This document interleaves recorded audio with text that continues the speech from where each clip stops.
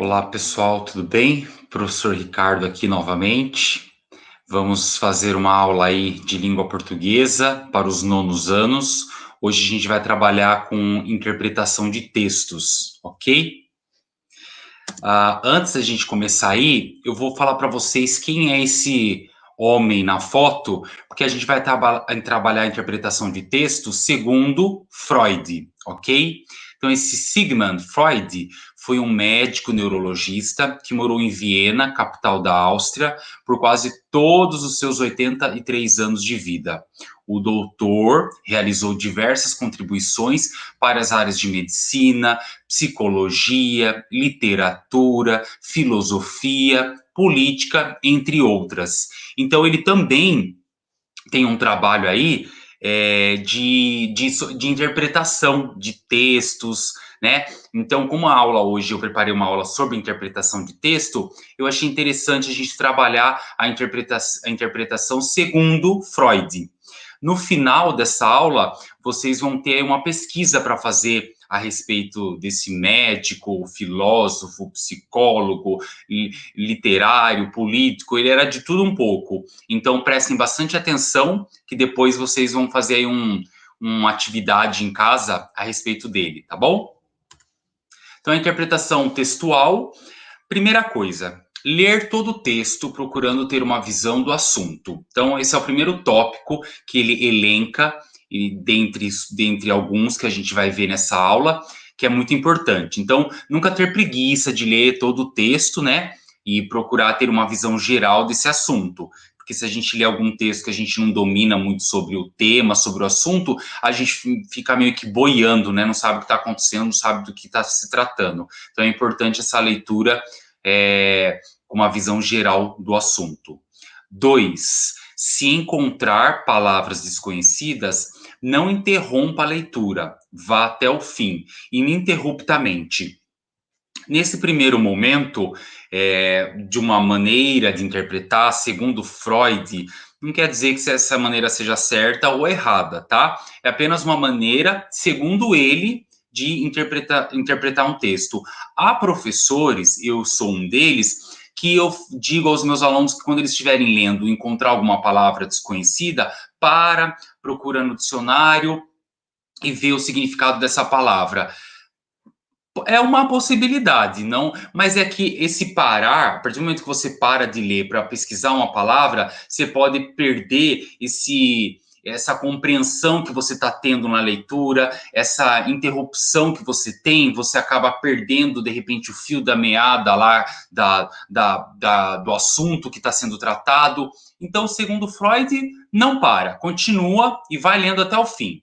Aí, 3, ler bem, ler profundamente, ou seja, ler o texto pelo menos umas 3 vezes ou mais.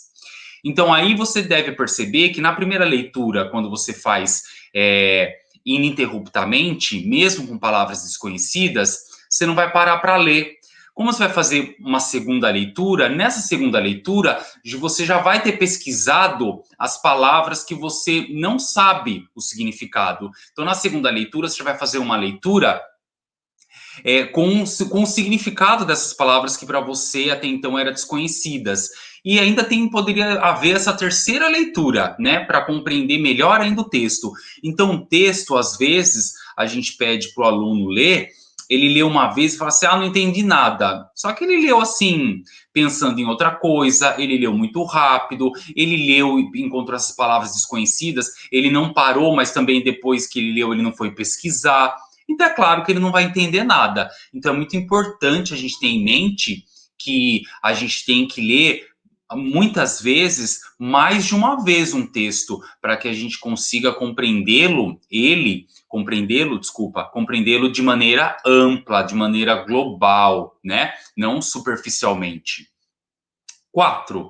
Ler com perspicácia, sutileza, malícia nas entrelinhas.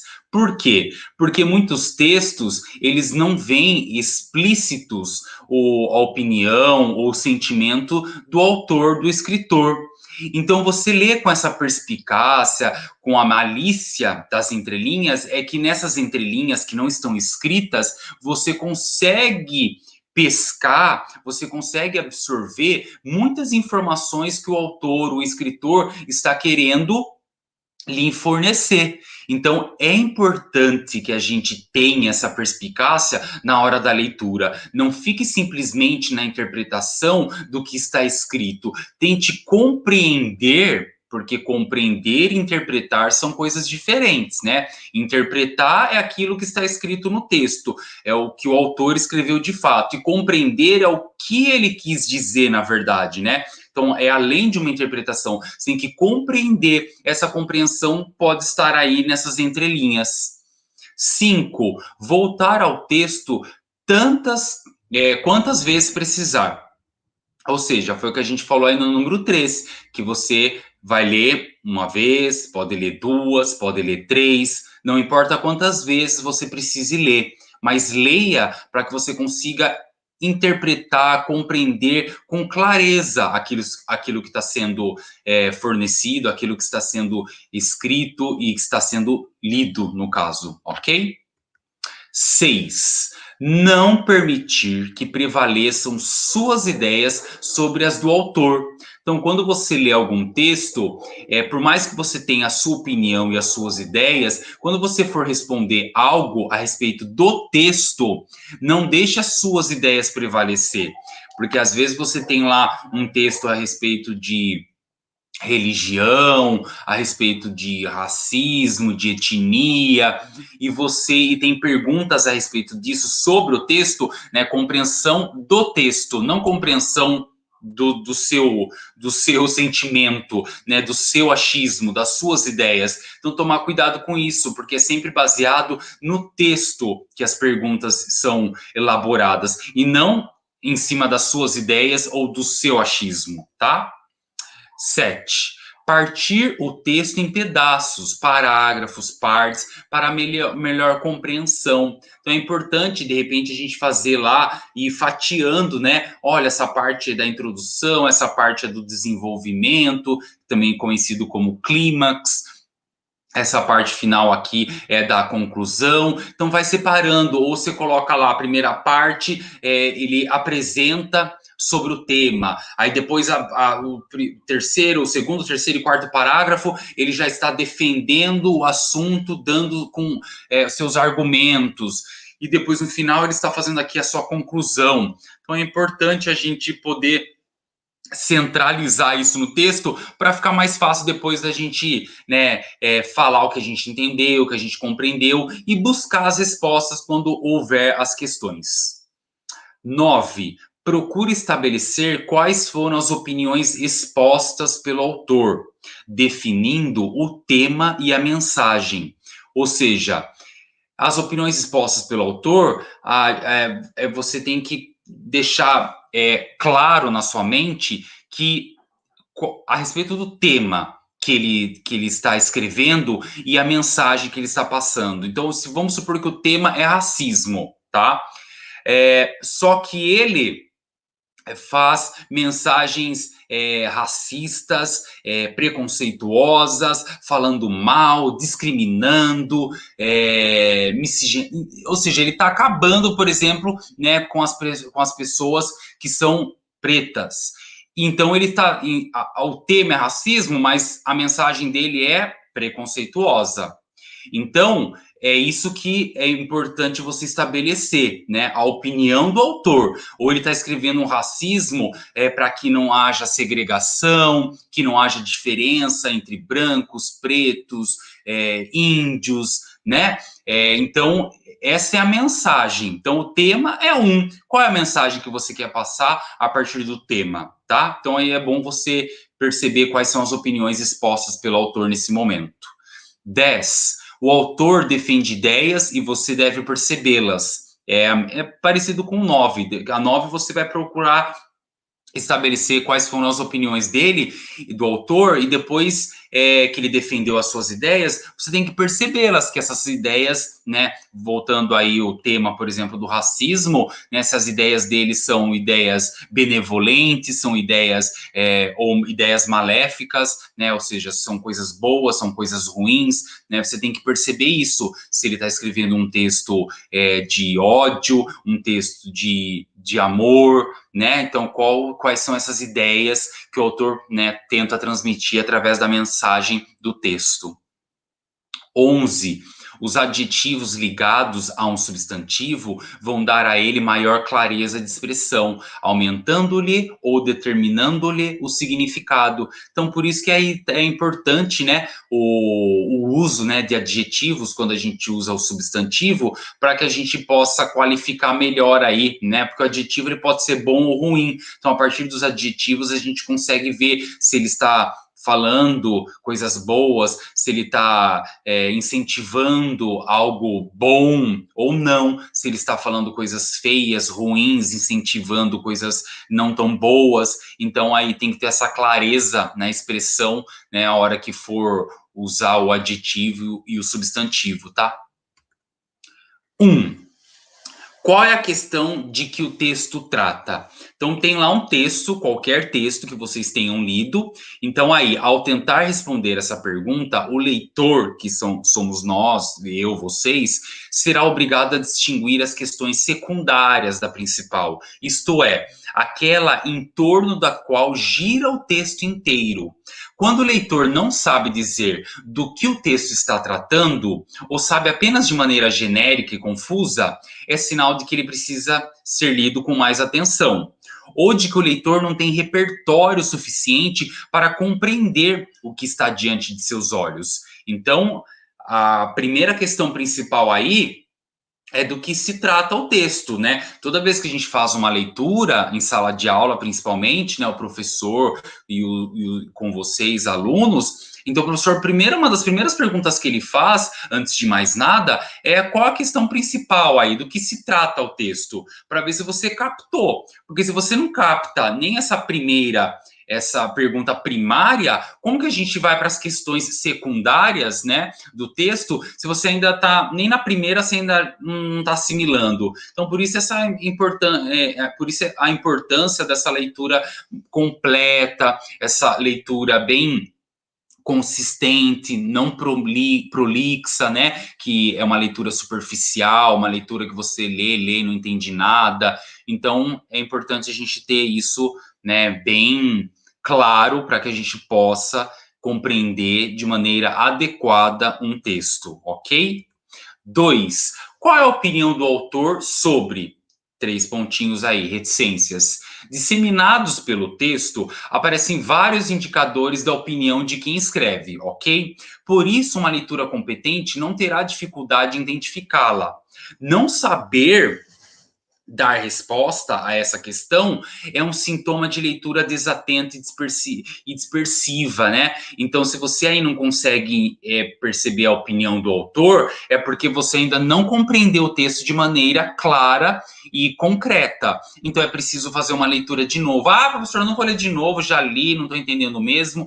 Você já percebe aí nessa falta de ânimo, nessa falta de vontade, nessa preguiça do aluno em ler pela segunda vez, que pelo jeito na primeira ele já não leu, né, de maneira competente, né, ele já não leu aí de uma maneira que provavelmente tenha sido desatenta, tenha sido dispersivo na leitura. Então a gente já percebe que, né, na primeira ele poderia ter entendido, se às vezes o texto não é tão difícil a compreensão, mas às vezes é o que eu falo, a gente lê um texto ou um livro, só que está pensando, ai meu Deus, amanhã o que eu tenho para fazer? Será que meu coleguinha vai me chamar para passear daqui a pouco? Será que minha mãe vai trazer pão da padaria? E está lendo e pensando em várias outras coisas. Não pode. A gente tem que deixar a nossa cabeça limpa de pensamentos, tá?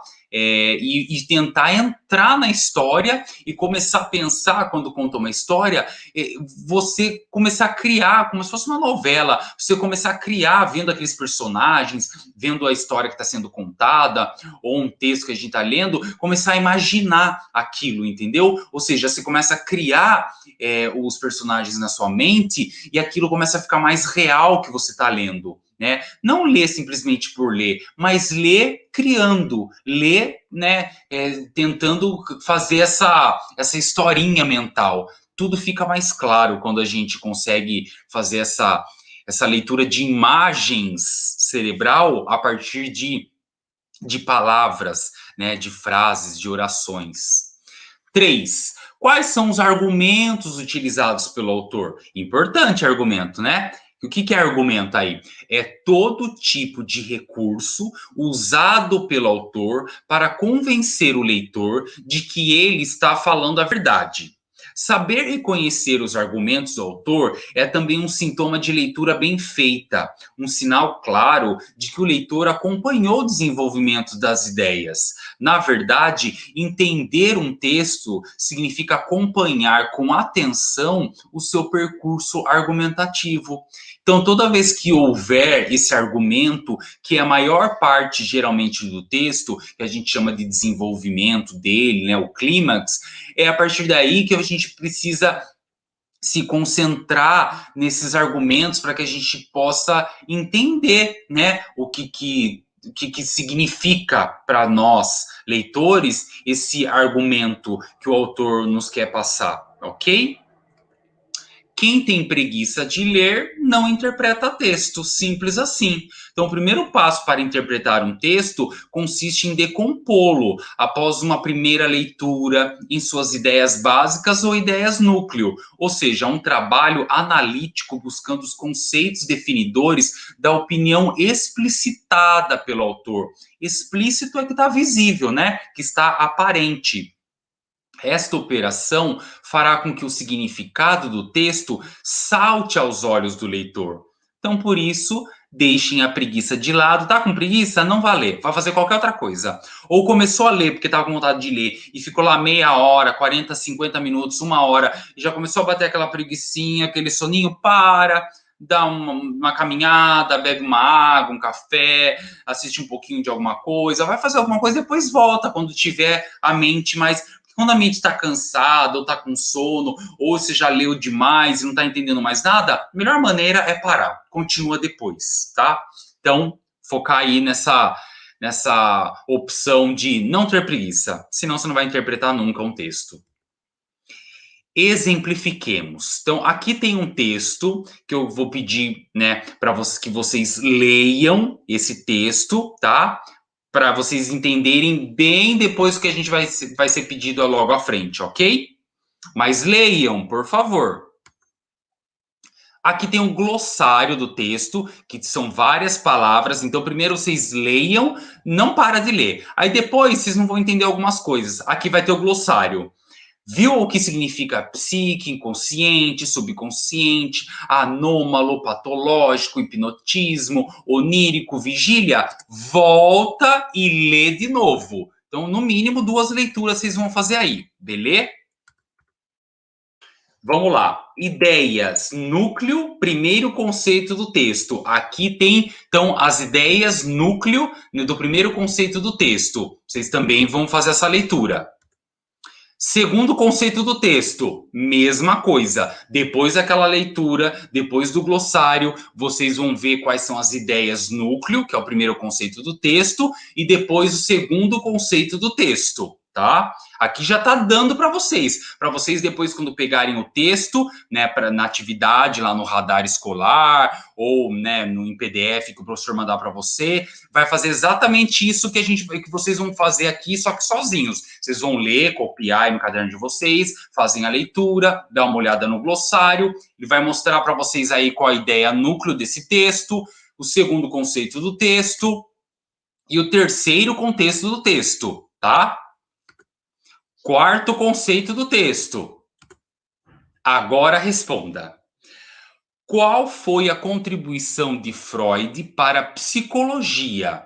Explique o primeiro método usado por Freud e qual foi o segundo método. Então, depois que vocês fizerem toda essa interpretação desses todos os conceitos de texto, tá? Tudo isso daí, vocês vão fazer uma pesquisa a respeito da contribuição, então, de Freud para a psicologia. E vai explicar o primeiro método usado por ele. E depois qual foi o segundo método, ok? Essa é uma pesquisa que eu vou deixar para vocês fazerem. Eu não vou ficar fazendo aqui de leitura, porque acaba ficando maçante. Então, eu quero que vocês pratiquem sozinhos, a partir desse texto que a gente viu aí. Vocês vão ver aí o primeiro, o segundo, o terceiro e o quarto conceito do texto. Eu, para os meus alunos, vou colocar lá no radar escolar um outro texto para vocês fazerem exatamente o que vocês vão fazer aqui daqui a pouco aí na casa de vocês, nesse texto de Freud. Vão responder essas perguntas e depois eu vou colocar atividades lá no radar para que vocês possam interpretar segundo a interpretação de texto de Freud. Então, por isso que é muito importante que vocês façam com calma, sem pressa, leiam, entendam, compreendam, interpretem e depois a gente vai praticar com atividades que a gente vai ficar agora mais focado nesse mês agora que vai entrar de junho com interpretação de textos, compreensão de texto. Então, por isso a importância de você entender esses conceitos para que vocês consigam depois fazer toda essa fatiação de argumentos, de proposição, de o que está escrito nas entrelinhas, em explícito e o que está implícito, beleza? Pessoal, é isso que eu queria passar aí para vocês, ensinar para vocês nessa aula de interpretação. Qualquer dúvida, só chamar a gente aí nos canais que vocês já têm acesso, tá bom? E vamos estudar, vamos entrar lá no radar, fazer as lições. E qualquer dúvida, estamos aí, só chamar, tá bom? Abraço e até a próxima aula.